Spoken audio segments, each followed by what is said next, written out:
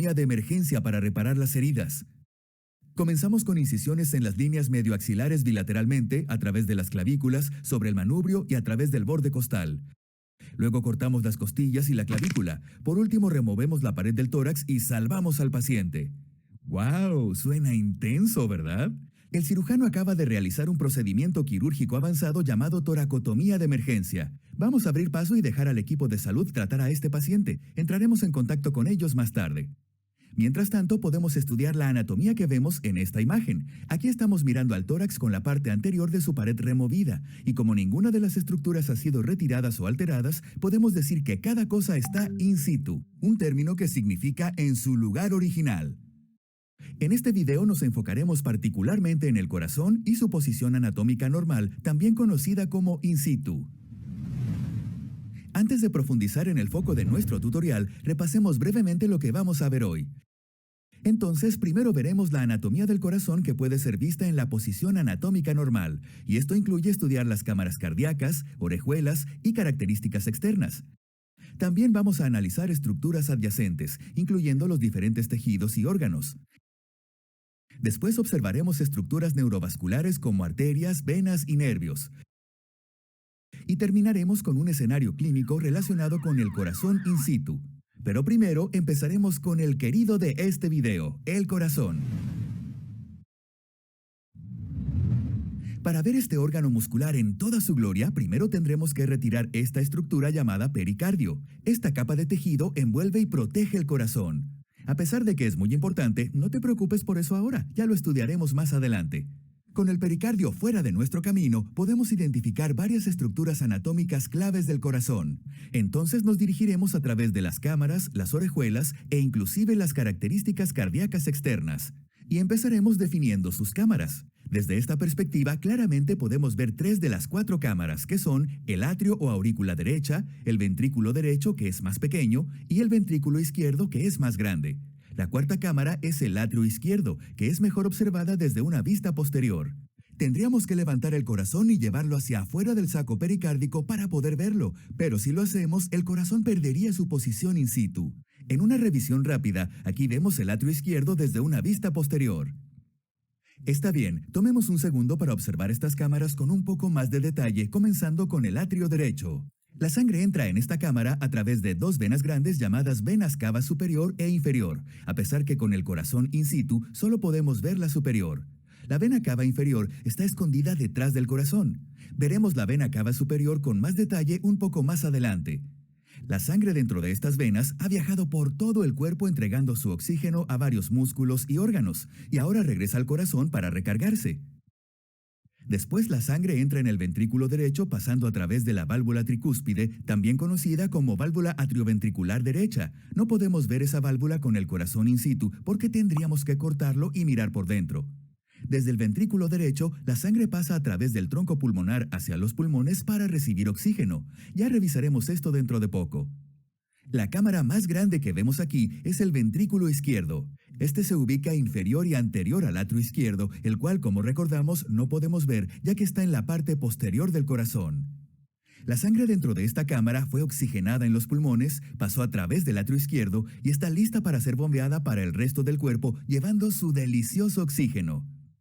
A continuación veremos 2 minicámaras del corazón, que son las orejuelas o apéndices atriales izquierdo y derecho.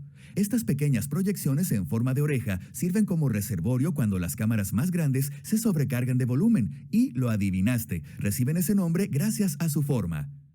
Si observamos la orejuela izquierda un poco más de cerca, podemos ver que está ubicada exactamente encima del ventrículo izquierdo, mientras que la orejuela derecha se ubica inmediatamente encima del ventrículo derecho, y probablemente verás cómo es prominente. Con el corazón in situ, en realidad esta cubre una gran parte del atrio derecho. Está bien, entonces ahora que vimos las cámaras y las orejuelas en el corazón in situ, revisaremos 3 de las características externas del corazón observadas en esta vista. Así nuestra primera parada será el cono arterioso, después tenemos el surco interventricular anterior y finalmente tenemos el vértice del corazón. El cono arterioso es una bolsa en forma de cono que podemos ver resaltada ahora. Este se encuentra en la parte más superior del ventrículo derecho y en realidad es el que le da el lugar al tronco pulmonar que ya vimos antes. Te podrá ayudar a recordarlo como una pequeña pieza de plomería que conecta el ventrículo derecho y el tronco pulmonar. A la izquierda del cono arterioso tenemos una hendidura poco profunda llamada surco interventricular anterior. No dejes que este nombre grande te asuste. Surco es una hendidura o ranura larga y fina. Aquí encontrarás la rama interventricular de la arteria coronaria izquierda, una de las arterias que veremos más adelante. Interventricular solo se refiere al hecho de estar localizada entre los ventrículos derecho e izquierdo. Por último, anterior significa que está en la parte frontal del corazón.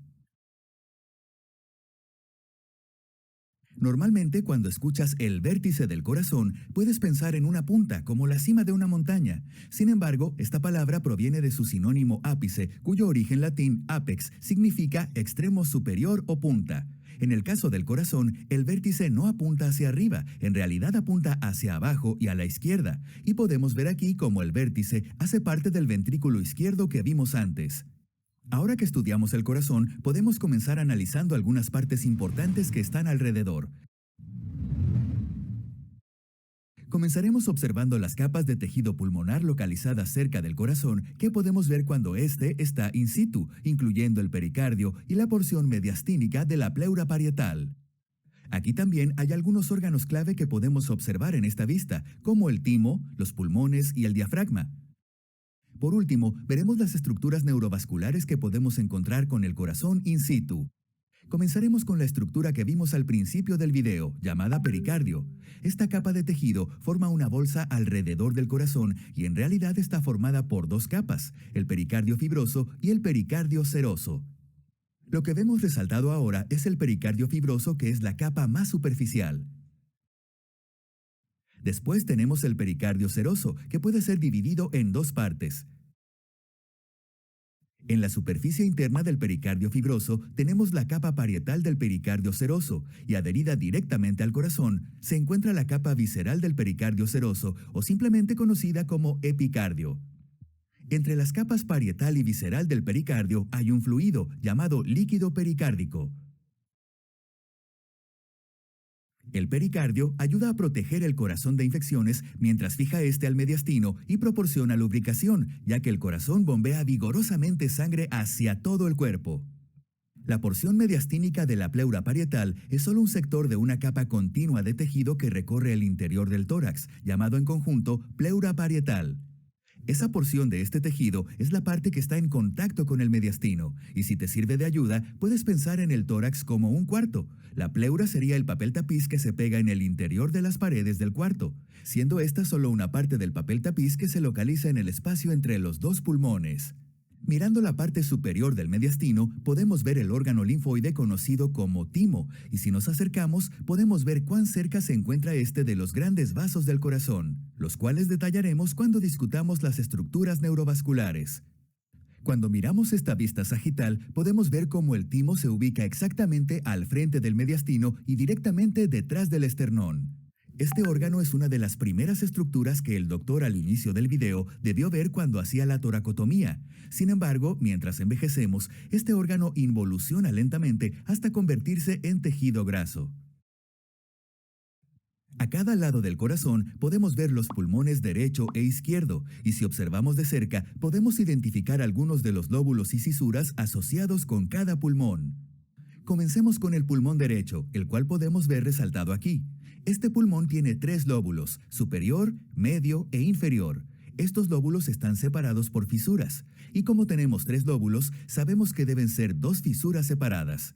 Veamos. Primero está la fisura horizontal, separando los lóbulos superior y medio, y separando los lóbulos medio e inferior está la fisura oblicua. Ahora saltemos rápidamente al pulmón izquierdo. En este lado solo tenemos dos lóbulos, ya que con tres estaría muy apretado todo, teniendo en cuenta que el corazón se encuentra de este lado. Por aquí podemos ver el lóbulo superior y debajo de este el lóbulo inferior. Al igual que en el lado derecho, estos lóbulos también están separados por fisuras, pero aquí solo tenemos una separando los dos lóbulos. Esta se llama fisura oblicua, ya que se encuentra en dirección oblicua o diagonal.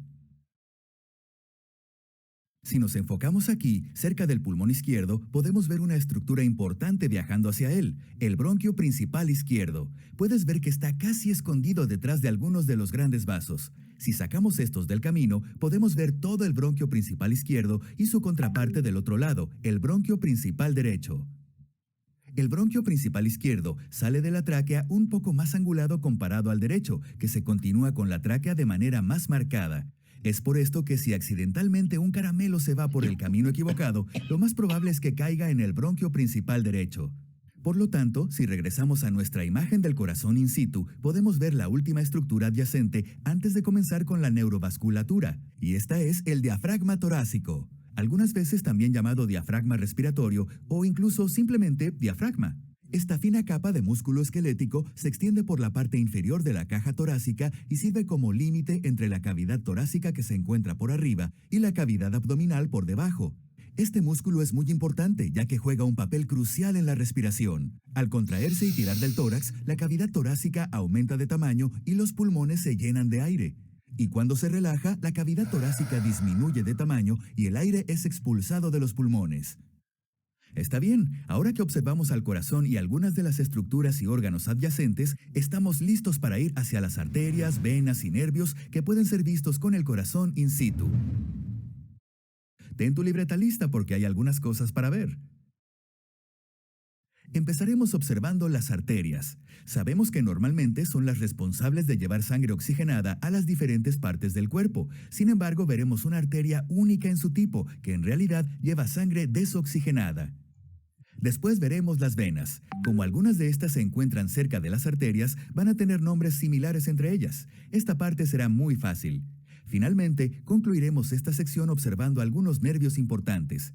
Esta será una buena manera de terminar, ya que las estructuras que hemos visto al principio serán buenos puntos de referencia para encontrar estos nervios, o en realidad veremos que son simplemente inervadas por ellos. Tenemos mucho que ver, así que vamos directo al grano. La primera arteria que veremos es esta grande aquí, el arco aórtico. La sangre bombeada a través del arco aórtico es altamente oxigenada y sale del ventrículo izquierdo, una de las 4 cámaras que vimos anteriormente, por la aorta ascendente. Es fácil de recordar este nombre porque tiene forma de arco y puede ser vista un poco mejor si retiramos algunas de las estructuras adyacentes. También puedes ver que tiene 3 grandes ramas que salen del arco y van hacia arriba. Son las que vamos a ver a continuación. Con el corazón in situ puedes ver solamente una pequeña parte de la primera rama del arco aórtico, también conocida como el tronco brachiocefálico. Está medio escondida por algunas venas que veremos en un instante y normalmente se esconde detrás del timo, pero aquí ya fue retirado. Entonces vamos a retirar un poco más de las estructuras para ver todo más claro. Eso es, así se ve mucho mejor. Ahora sí podemos ver que esta arteria es realmente corta antes de dividirse en la arteria carótida común y la subclavia derecha. Entonces te explico. Saliendo del tronco brachiocefálico y subiendo hacia el cuello se encuentra la arteria carótida común. Podemos verla muy bien aquí, pero es importante verla mientras el corazón está in situ, ya que esa es la idea del video. Perfecto, ahora vamos a colocar todas nuestras estructuras de regreso en la cavidad. Va a desaparecer un poco esta arteria, pero es importante ver la relación con cada estructura alrededor. Y aquí vamos. Podemos ver que se ubica detrás de la vena y el nervio de los cuales hablaremos en un minuto. La segunda rama del tronco brachiocefálico es la arteria subclavia, y esta rama se dirige en sentido más lateral hacia el brazo derecho, al cual irriga. También da algunas ramas que irrigan el cuello y partes del cerebro. A continuación se encuentra la arteria carótida común izquierda, que es la segunda rama del arco aórtico, y es diferente a la que vimos del lado derecho. En vez de salir de un tronco común, la arteria carótida común y la arteria subclavia izquierda salen directamente del arco aórtico, y como su contraparte de la derecha, la arteria carótida común izquierda sube para irrigar la cabeza y el cuello también. Justo al lado podemos ver la tercera y última rama del arco aórtico, que es la arteria subclavia izquierda, y como en el lado derecho, esta rama es responsable por la irrigación arterial del miembro superior izquierdo, el cuello y partes del cerebro. Saliendo de las arterias subclavias derecha e izquierda se encuentran las arterias torácicas. Aquí solo estamos viendo una pequeña parte de este vaso, pero en realidad es un poco largo. Entonces, si colocamos la porción de la caja torácica de vuelta, podemos ver que la arteria torácica interna en realidad viaja hacia abajo en toda la extensión del tórax anterior, a cada lado del esternón. Si regresamos a nuestra imagen del corazón in situ, podemos ver las próximas arterias en nuestra lista, las arterias pericardiofrénicas. Parece un trabalenguas, pero no te dejes intimidar. Estas ramas obtienen su nombre según el lugar que irrigan. Entonces, la primera palabra, pericardio, significa que irriga el pericardio, aquella capa de tejido que vimos antes. Y la última parte de la palabra, frénicas, se refiere al diafragma, que es el músculo fino al final del tórax que ya discutimos. Y no solo son estas pequeñas ramas de difícil pronunciación, también hay ramas difíciles de identificar, y acercarnos definitivamente nos va a ayudar a verlas mejor. La próxima arteria que vamos a observar es un poco complicada ya que no es una arteria real, pero solía serlo. Espera y te lo dejo más claro. En el desarrollo embrionario existe un canal arterial que conecta el arco aórtico y el tronco pulmonar, al cual llamamos conducto arterioso. Este permite que la sangre se desvíe de los pulmones ya que estos no funcionan en la vida intrauterina, pero después, cuando nacemos y nuestros pulmones comienzan a funcionar, este conducto se cierra y lo que queda es este pequeño amiguito, el ligamento arterioso. Está bien, ahora tenemos tres arterias más para ver. Están un poco más relacionadas con el corazón propiamente dicho, entonces serán un poco más fáciles de recordar. En esta vista observaremos a un vaso que irriga el tejido del músculo cardíaco en sí, y es la arteria coronaria derecha. Puedes ver que está localizada inmediatamente debajo del atrio derecho y justo arriba del ventrículo derecho. Viaja alrededor de la parte derecha del corazón y se ubica como su nombre lo indica, como una corona. La próxima arteria que estudiaremos también irriga el tejido del músculo cardíaco y es llamada rama interventricular de la arteria coronaria izquierda. Es una rama de la arteria coronaria izquierda que no podemos ver desde esta vista, pero que se localiza más o menos por aquí. Mencionamos antes la rama interventricular de la arteria coronaria izquierda cuando hablamos sobre el surco interventricular anterior, que es donde se encuentra esta arteria que encaja perfecto entre los dos ventrículos. Finalmente, aquí tenemos el tronco pulmonar. Vimos brevemente esta estructura cuando hablamos del cono arterioso, que se ubica exactamente abajo del tronco pulmonar, y esta arteria es única porque en realidad lleva sangre desoxigenada. Recuerda que la sangre que sale del ventrículo derecho está yendo hacia los pulmones para recoger el oxígeno y llega a estos pasando a través del cono arterioso y el tronco pulmonar. Puede ser fácil de recordar si pensamos que las arterias salen del corazón y no necesariamente transportan sangre oxigenada. Está bien, ahora el próximo conjunto de estructuras neurovasculares que vamos a ver son las venas. Empezaremos más distalmente y seguiremos el patrón de drenaje a través del corazón. Estas amiguitas de aquí son las venas yugulares internas izquierda y derecha. Son las responsables de drenar la sangre desoxigenada de la cabeza y el cuello. Las encontrarás delante de las arterias carótidas comunes que vimos anteriormente. Ahora sabemos que la sangre de la cabeza va hacia abajo por las venas yugulares internas. Mientras tanto, la sangre de los miembros superiores vuelve al corazón por las venas que ves resaltadas aquí, llamadas venas subclavias derecha e izquierda, y como el nombre lo sugiere, encontrarás estas inmediatamente debajo de la clavícula. La sangre de las venas yugulares internas y de las subclavias se fusionan para formar las venas brachiocefálicas izquierda y derecha. Lo sé, es demasiada información para asimilar de golpe. Lo que nos puede ayudar es separar la palabra brachiocefálico, así que vamos. Brachio se refiere al brazo, que es de donde la vena subclavia recibe su sangre. Y cefálico se refiere a la cabeza, que es de donde las venas yugulares internas reciben sangre. Si las juntamos, tendremos la palabra brachiocefálico, que significa brazo y cabeza, que es de donde viene la sangre de estas venas. Las venas brachiocefálicas drenan en esta vena que es la vena cava superior, y desde ahí la sangre finalmente llega al corazón entrando en aquella cámara que ya vimos anteriormente llamada atrio derecho. Ahora solo falta una vena más. Y sí, va a ser un trabalenguas, pero espero que te suene familiar. Son las venas pericardiofrénicas, las cuales viajan junto a las antes mencionadas arterias pericardiofrénicas. Así como sus contrapartes arteriales, estas venas están asociadas con el pericardio y el diafragma. Sin embargo, a diferencia de las arterias que suplen estas estructuras con sangre, estas venas son responsables de drenar la sangre desoxigenada de estas estructuras. Perfecto. Ahora que observamos todas las arterias y venas que son vistas con el corazón in situ, estamos listos para ir hacia los nervios. Los primeros nervios que veremos son los nervios vagos, también conocidos como décimo par craneal. Aquí se ve el nervio vago izquierdo, que puede ser un poco complicado de encontrar durante esta disección, así que demos una ojeada en algunos puntos claves de este. En el cuello puedes ver que se localiza entre la arteria carótida común y la yugular interna. Y notarás que desde ahí pasa al frente del arco aórtico antes que entre detrás del bronquio principal izquierdo. Finalmente viaja a través del diafragma para llegar al abdomen. ¡Qué viaje!, ¿no? Puede ser interesante saber que el nervio vago en latín en realidad significa viajero, lo cual tiene total sentido cuando consideramos este recorrido loco a través del cuerpo. A la derecha del cuerpo encontraremos el otro nervio vago, ahora el derecho. Con el corazón in situ no podrás ver mucho de este, pero puedes ver cómo está situado entre la arteria carótida común y la yugular interna. También entrará detrás del bronquio principal derecho y perforará el diafragma para llegar al abdomen. Solo no podemos ver esta relación en el lado derecho porque el corazón está en el camino. Ahora vamos a hablar del nervio laríngeo recurrente izquierdo, que es en realidad un ramo del nervio vago izquierdo. Puedes verlo aquí, pero vamos a retirar algunas estructuras y nos acercaremos un poco para ver mejor las cosas. Aquí vamos. Afortunadamente esto aclara un poco las cosas. Como puedes ver, este nervio en realidad da una vuelta debajo del arco aórtico antes de subir hacia el cuello al lado de la tráquea. Este nervio es muy importante ya que ayuda a controlar los pequeños músculos en tu laringe. Después de todo, sin él yo no podría estar narrando este video. Los últimos nervios que vamos a ver son los nervios frénicos. Estos son los responsables de inervar el gran músculo plano que vimos antes, el diafragma.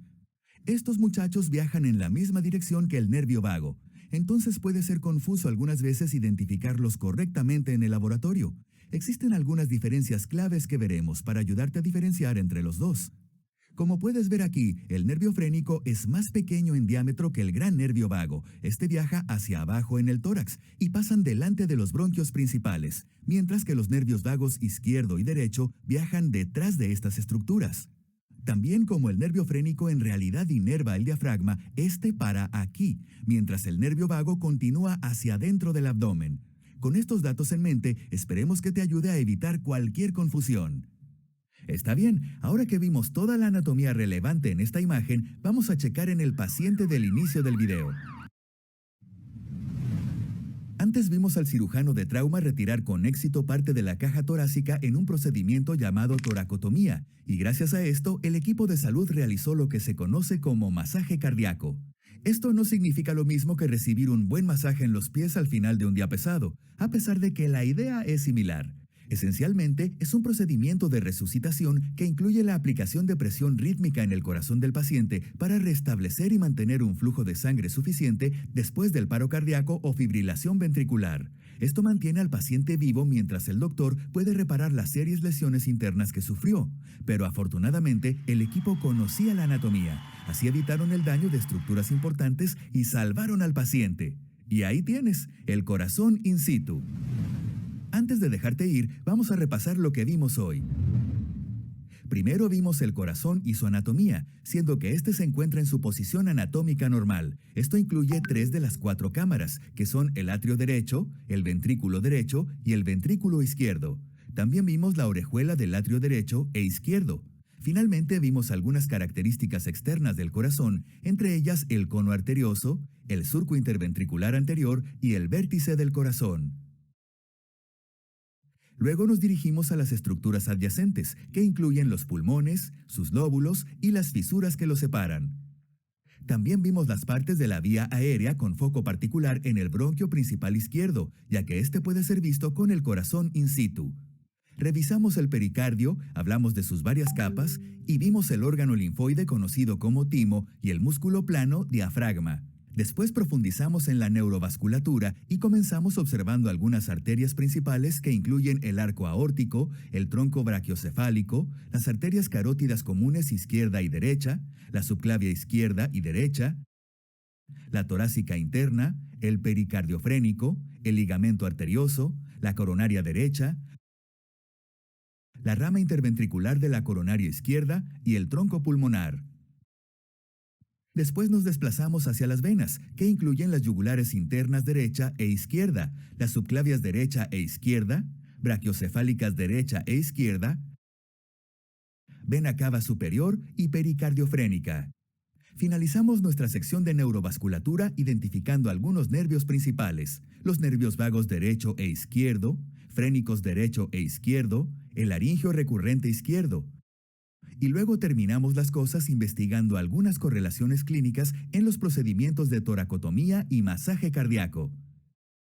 Esto nos trae al final de nuestro tutorial del corazón in situ. Espero que lo disfruten. Gracias por verlo.